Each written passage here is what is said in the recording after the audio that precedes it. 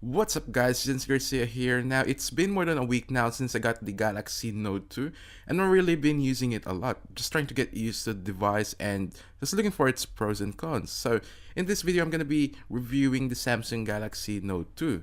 Now we'll be cutting this into different parts, so we'll be looking at the screen size, the design and hardware, software and features, call quality, and last but not the least is the conclusion. So let's go ahead and get started.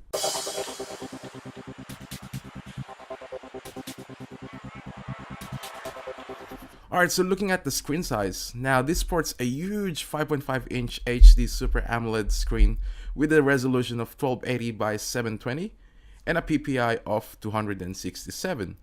Now it's a little bit lower than the S3, but to be honest, it's not noticeable at all because of that giant screen. Now viewing photos and videos are amazing on that big screen, or even just browsing the web. The amount of web content that you are seeing is far more than most phones. Samsung also managed to use non-pentel display, so that's a plus, and they seem to use a better fluorescent blue emitter. The screen size, however, can be a problem to a lot of people.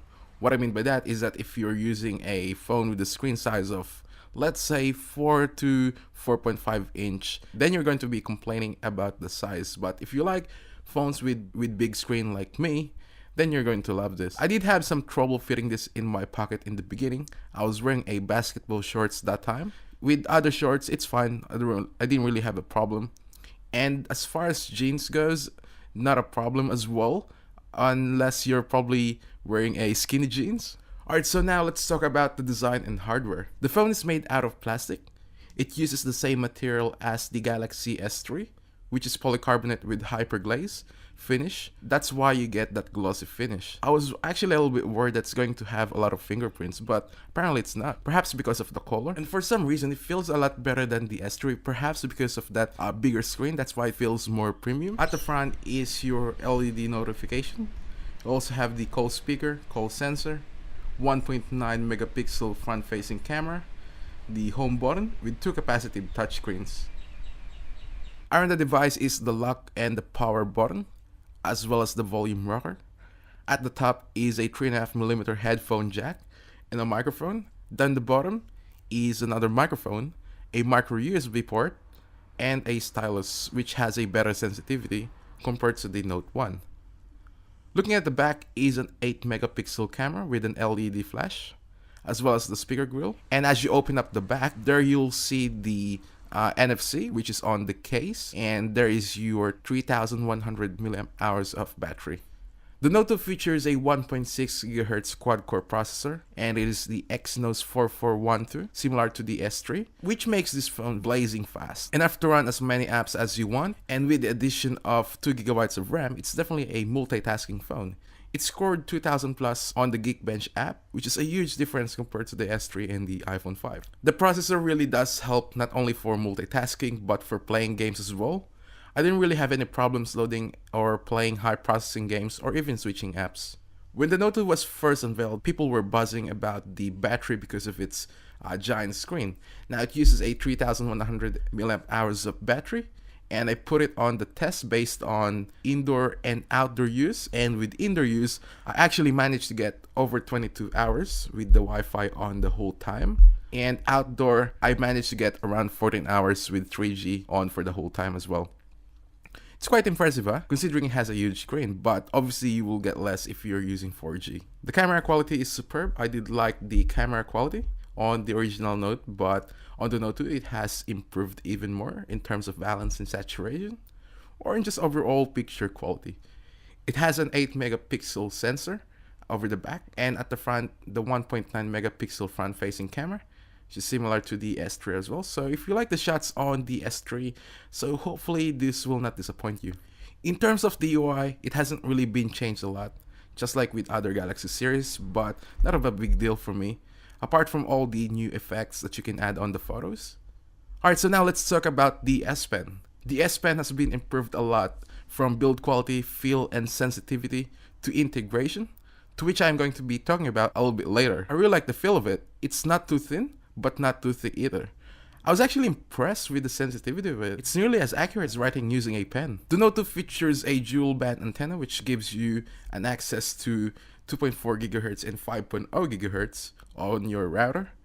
I didn't really have any dropouts. And as far as the 3G data speed goes, I couldn't really test the speed because in Australia, we don't really have a fast internet speed unless you use 4G, which isn't available in most areas yet.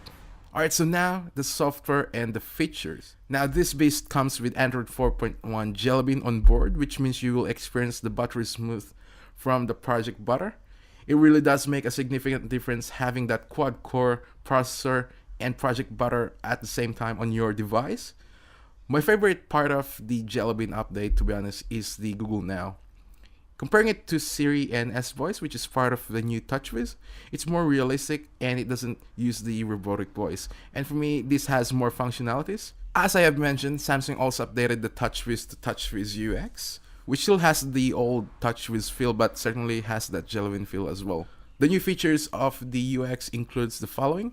So the AirView, what it does, lets you preview of what that folder is, which is very handy, especially when you wanna look for a photo, and instead of opening up the entire folder and scrolling through all the photos, then you can pretty much just hover your S Pen and it will give you a preview of that folder. Now, apart from that, you can use it for when you watch a video as well. So same thing as using opening up a folder. And what happens is this will give you a thumbnail of the scene.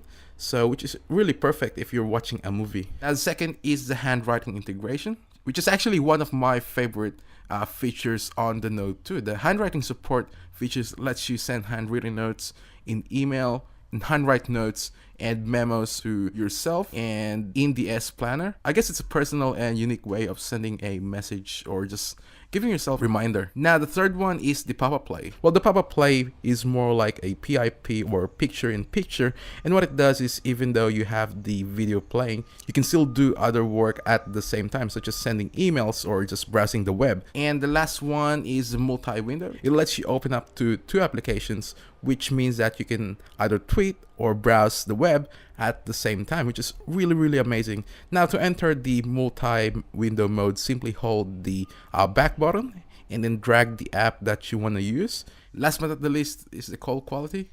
Call quality was good. I love the fact how I can even increase the maximum volume of the call. One problem I found though is that there's a hiss in the background, and I believe that has to do with the call speaker. So I'm not really sure at the moment what it is, and done some research about it, and it has the same problem with some of the S3. So I'm actually gonna be bringing this to the Samsung Galaxy store, and I'll get them to check this out because it doesn't sound normal to me. Alright, so now the conclusion. The Note 2 is a very solid phone. Has a huge step up from its predecessor, the original Note. It features a tons of new features such as the pop-up play, multi-window, Google Now, and that beautiful 5.5-inch screen, despite of its size. Now, if you're looking for a phone that will last you for another 2 years, then you might want to check this out. Overall, I will give this phone 8.5 out of 10, simply because not everyone's gonna like the size, and second, the call speaker. This would have been 9 if the speaker was fine. So there you have it, guys. That is my review of the Galaxy Note 2. And if you like my review, please do subscribe and don't forget to hit the like button. I really appreciate it. Thank you all for watching. I am Jens Garcia and I'll see you all in the next one.